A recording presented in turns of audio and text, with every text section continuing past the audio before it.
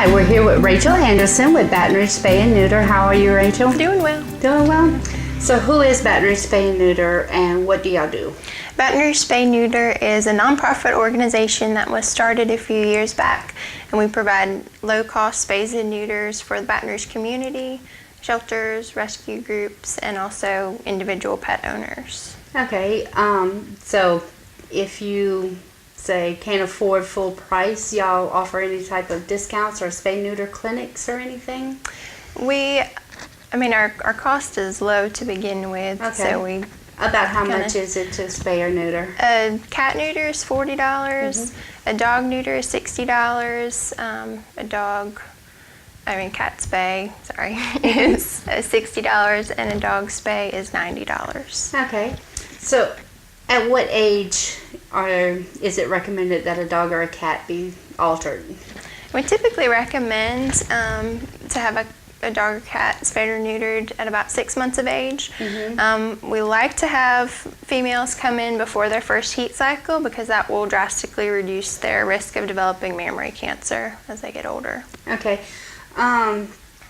I've heard the rumors out there that a female should come into heat at least once before the spay or have a litter of puppies before being spayed. Is there any validity or any reason why that might be beneficial? Not that I know of. The main reasons we recommend to do it a little bit earlier than that is because of the risk of developing mammary cancer. And every heat cycle they go through, they also have a risk of developing pyometra as well, which is an infected uterus that it's a life-threatening condition and requires a more intensive kind of surgery with more risks associated with it. Okay. Now, what about spaying or neutering a dog interfering with its growth? I mean, the hormones in the body are going to be reduced drastically or gone with the procedure. So does that alter the size they would have been had they not been altered, or does that affect them in any other way health-wise? Some people think that it may cause some issues with joints, especially in larger breed dogs, but they're still kind of doing studies to determine whether those concerns are valid or not. So we're still recommending, spaying and neutering at about 6 months. Okay. Does spaying or neutering a cat or a dog make them less affectionate or change their personalities in any way? Not really. It may decrease aggressive tendencies in some dogs, which is a plus. What about marking? And it should help with marking and spraying that male cats those kind of behavioral problems that male cats may have. So there are some benefits to doing it, not necessarily making them less affectionate or friendly. Okay. What about a pregnant cat or dog? Can they still undergo the surgery, or, they can. We don't really like doing that. We do that more frequently with the trap, neuter, release program for cats. And if we trap a feral cat, you just go ahead and spay it regardless of whether or not it's pregnant, because you may never catch it again. Well, that it may never found a home, and you just have more. Yes, you have feral more cats. Yes. Is there anything that you want to tell the public about spaying or neutering their dogs or cats that maybe we just don't know? One thing is that it will, or in many cases, or I guess in some cases, it will slow down the animal's metabolism. So once they are spayed or neutered, you may have to kind of cut back on the amount of food that you're feeding them. Which is a good point. So their metabolism slows down, so you adjust their diet, and technically it's not going to impede their ability to exercise, so you either up the exercise or you down the food. Either way. So you guys already offer low-cost spay and neuter as compared to other either veterinary clinics or rescues. How do you guys make up that difference in funding? How are you funded? We apply for grants through different organizations and local businesses. We also sell T-shirts and those kinds of things to help with covering the costs of the surgeries. Okay. Any donations? Do y'all take donations? We do take donations. I think there's a donation box by the front too. Okay. So what other than unwanted pregnancies and not overpopulating the pets, or a pet owner having to deal with an unsuspected litter, what are the health benefits of spaying or neutering? So with female cats and dogs, we prevent pyometrius, the infected uterus. We prevent, in a majority of cases, mammary cancer. There's some behavioral benefits as well with female dogs. With male animals, we're going to prevent testicular tumors as they get older. We'll also prevent benign prostatic hyperplasia, so just enlarged prostate gland. And if we prevent that, we're going to also prevent an infection in the prostate and prostatitis, which is another pretty costly medical issue to treat. So basically, my personal recommendation would be that if you're not an established breeder, schooled in animal husbandry and all of this, anything besides a backyard breeder, if you're not going to breed your dog, there's way more health benefits to spaying and neutering than not spaying and neutering. Yes, ma'am, I would agree.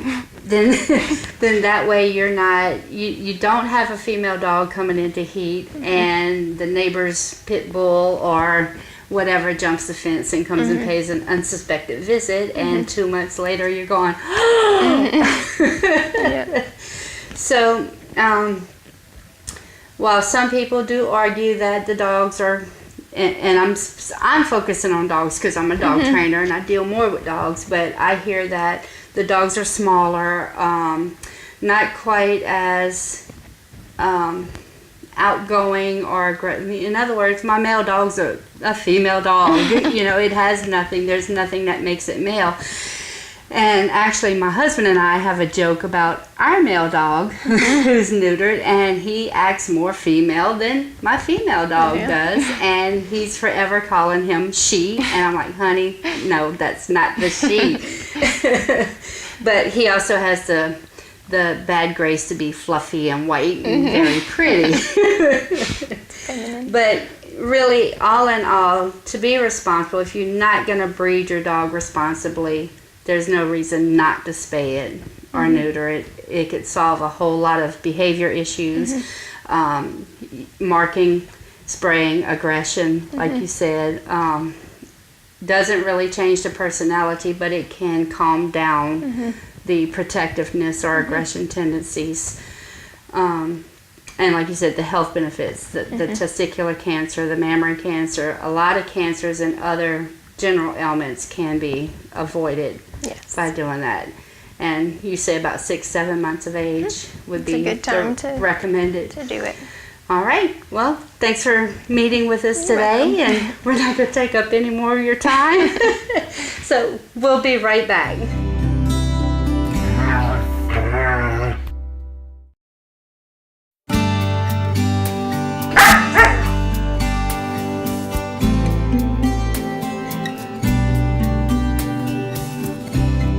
Welcome back to Let's Talk About Dogs. Today we want to go over a very important command that I think is one of the most important commands that you could teach your dog, and it could possibly save your dog's life. We're going to go over leave it, and with leave it comes take it, but I think leave it is the main one that we want to focus on tonight. And with us tonight we have Courtney Bruno joining us, and because I didn't have an untrained dog, we're going to have to use Dalton and Corinne. So unfortunately it's not going to be from scratch like I wanted it to be, because they pretty much already know the command, but I think you'll get the idea and we'll be good to go. So let's go. Okay, so leave it. Which I'm going to focus more on that one than I am take it, because take it's real easy. Here you go, take it. Who's not going to take it? Some crazy person? High pitch, very happy. Here you go, you're going to take it. So you have two methods. Probably more than that, but I'm going to focus on two. There is the positive only, and then there's me. I don't do the positive only because I work more with owners and their dogs that, oh my God, I'm fixing to get rid of this dog if he don't stop now. Ooh. So my time is limited. If you have time, you can start off with a small little handful. Doesn't take much. This is how I was originally taught how to do leave it. Back up, Corinne. All right. They would take the treat, let them smell it, and just put it on the floor with the hand over it. Let the dog worry your hand and try to get that treat. When the dog stops, then you turn around and say, leave it, and then you pick it up and give it to them. Under no circumstances do you let the dog actually get the treat. Corinne, leave it. Good girl, even for a second. The minute she stops, pick it up and give it to her. Okay, so it's like kind of like the moment they actually listen. The instant they listen, because that's what you're rewarding. Now, there's a hand signal that goes with it if you're on the floor playing with them, and it could be leave it. Just leave it. Whoa! She's not even going after it. But like I said, she knows this. An untrained puppy would have been a whole lot better. Dalton, come here. Leave it. Leave it. Good boy. I said leave it.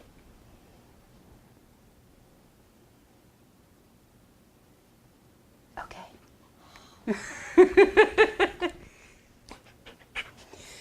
Now, the reason I specified I don't do positive only is because when you do positive only, it could take all the time, and that's not positive. That's saying no.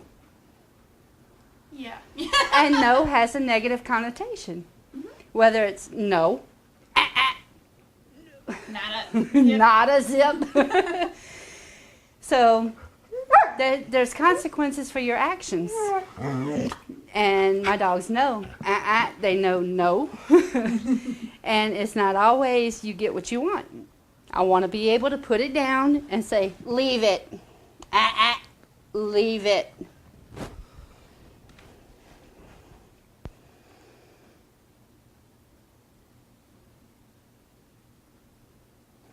Leave it. So they'll leave it there for as long as you want them to.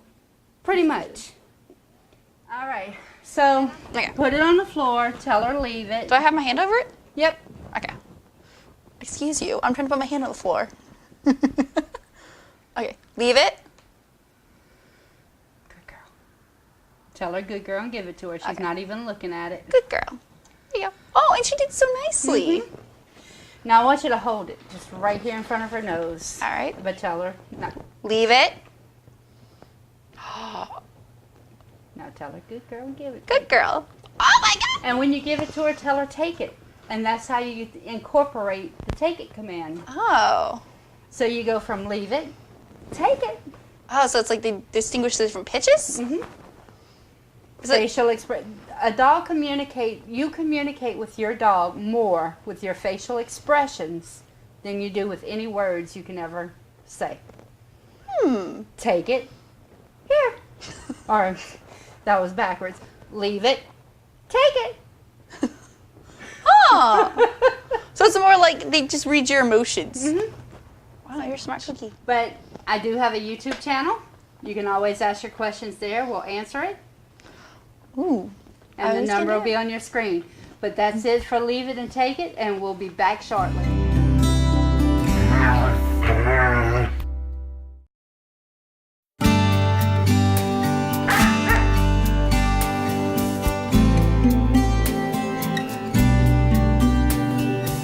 Welcome back. Now we want to go over a few things about neutering your dog. Neutering is actually a gender-specific term which applies to both sexes of your dog. The females, we usually call it a spay, and in the males, it's a castrate.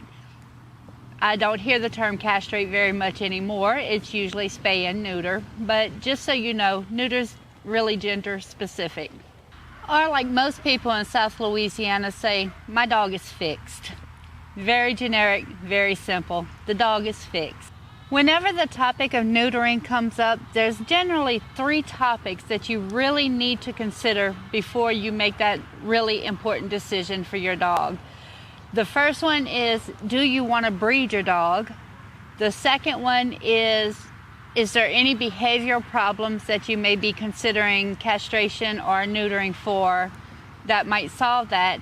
And the third one would be medical issues. Is there anything causing certain behavior that could be medically inclined instead of behavioral? So let's talk about breeding for a second. When we first got Corinne, one of the things that we decided right off the bat is we did not want to deal with puppies. We didn't want to deal with her going into heat. We just didn't want to deal with it. So we decided early on that we were going to spay her.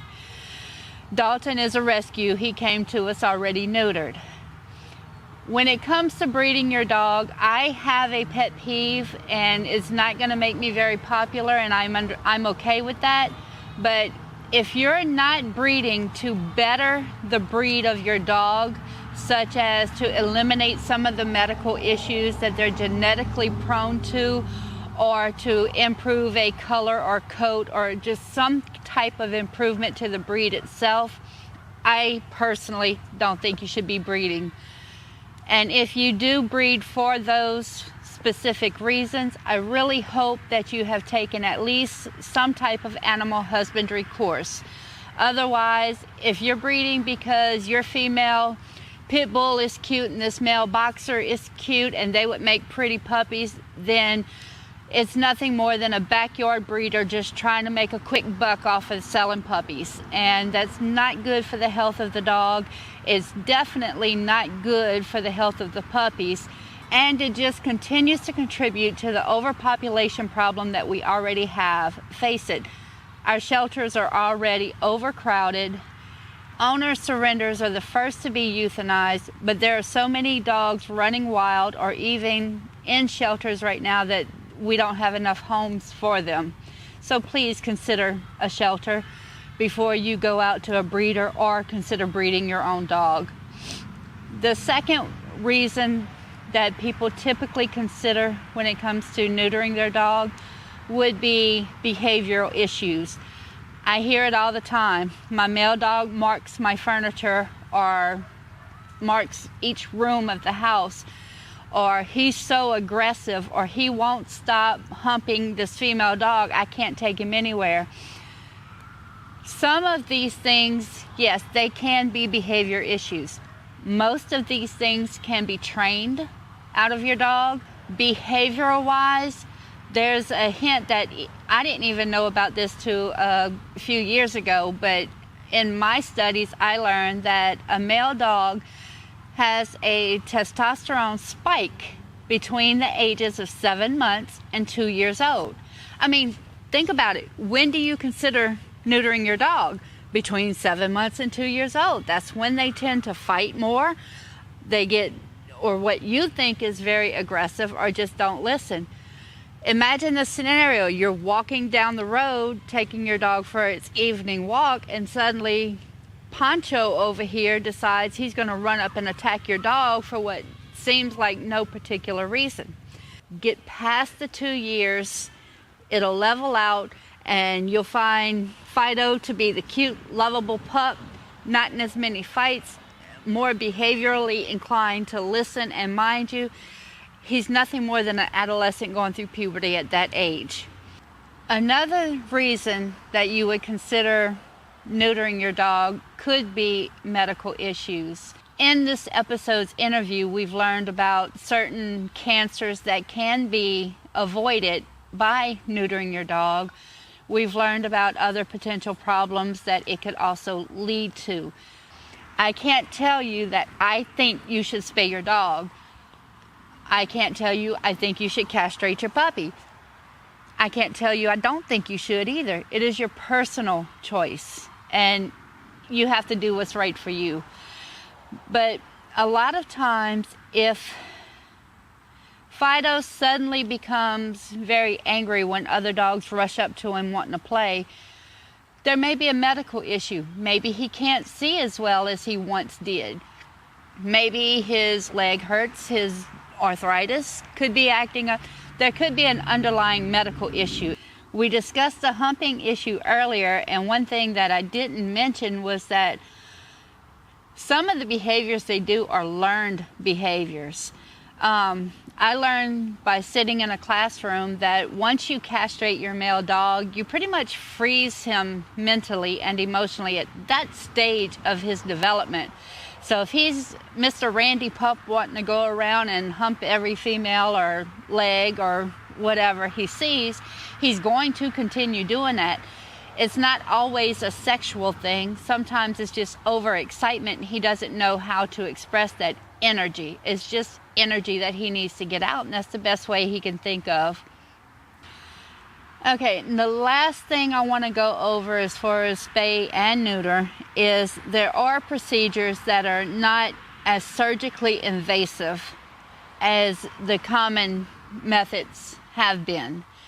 I'm going to read this to you because it has vocabulary in it that's even bigger than what I can say. So, yeah. One of the alternative sterilization options available today is called Zeuterin. The Food and Drug Administration recently approved the use of Zeuterin, the first and only non-surgical form of neutering dogs in the U.S. It is designed for 8 to 10-month-old males. Vets and manufacturers swear it's essentially painless. Zeutered dogs get to keep their testicles, although they typically shrink a bit after the procedure. The dog will get a Z tattoo to show he's been sterilized. Dogs treated with Zeuterin also keep an average of 50% of their testosterone, as the testicles will continue to produce at least some sex hormones. This might be a good thing or not, as testosterone appears to help on some fronts but hurt on others. There is also a new spay surgery.